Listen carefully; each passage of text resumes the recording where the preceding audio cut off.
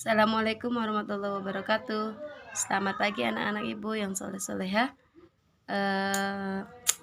Semoga hari ini kalian sehat dan selalu dalam lindungan Allah, dan semangatnya tetap semangat 45. Jangan kendor, tetap jalankan aktivitas seperti biasanya dengan senyum bahagia.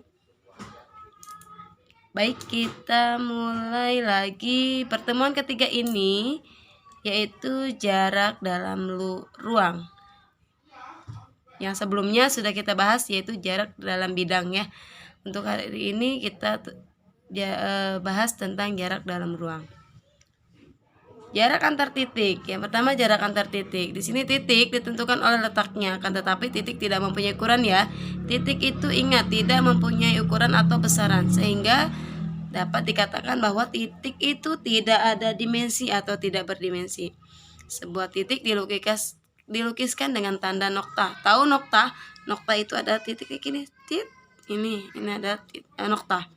Dan diberi label menggunakan huruf kapital. Biasanya ditulis dengan huruf kapital, huruf besar atau ya. Lihat di sini Ibu kasih contoh.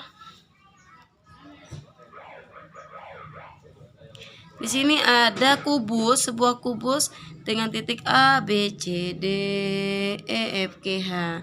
Nah, titik-titik pada kubus A, B, C, D, E, F, G, H itu adalah titik A, titik B, titik C, titik D, titik E, titik F, titik G, titik H. Oke, kita lanjut. Konsep jarak antar titik dapat digunakan untuk menyelesaikan masalah yang berkaitan dengan penentuan jarak antar titik pada bangun kubus. Jadi, jarak antar titik itu kita bisa gunakan atau kita cari panjang atau jarak titik A atau titik A ke titik yang lainnya pada bangun kubus. Contoh ya, untuk lebih jelasnya kita lihat contoh. Diketahui kubus dengan panjang sisinya adalah 12 cm. Tentukan yang pertama panjang diagonal bidang sisi kubus, yang kedua panjang diagonal ruang.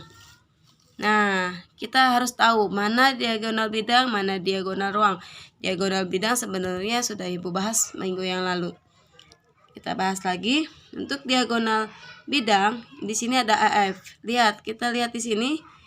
Ini adalah bidang. Berarti yang ada di depan yang terlihat ya, nggak ke dalam, itu namanya bidang. Terus BD, EB, kemudian AC, kemudian BD, DB, kemudian HF nih, kemudian EG, kemudian HA, kemudian ED, ada lagi ya, ada lagi GB sebenarnya di sini, berarti kita tulis di sini GB, ada lagi FC. Ini adalah bidang. Kemudian diagonal ruangnya di mana? Diagonal ruangnya sini ada HB, berarti ini diagonal ruang itu ada di dalam sebenarnya ya. Jadi kubus dibagi dua sebenarnya. Jadi dibuat menjadi, kalau misalnya dibagi dua akan menjadi siku-siku atau nanti jadi ruang yang. Lihat di sini ada HB, kemudian AG, kemudian EC. Itu diagonal ruang. Jadi sebenarnya pepotongannya di dalam. Kalau kita bagi di sini nih, seret, ini adalah diagonal ruangnya. Kemudian di sini lihat, panjang diagonal bidang dan diagonal ruang kubus dengan panjang sisi A ditulis sebagai berikut. Di sini diagonal bidang supaya kalian lebih mudah.